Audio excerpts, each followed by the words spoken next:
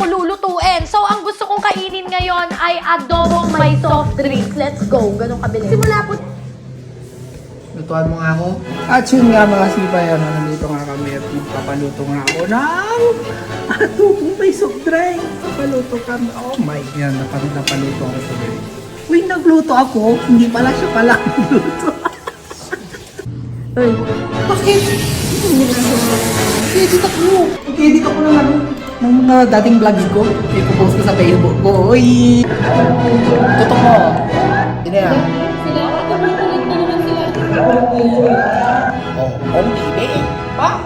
Para na abang nag-edit ako dito, kakain ako ng adobo. Salamat po. Transition in 1, 2, 3, go. Boom! Ubos! Diba? Maraming salamat.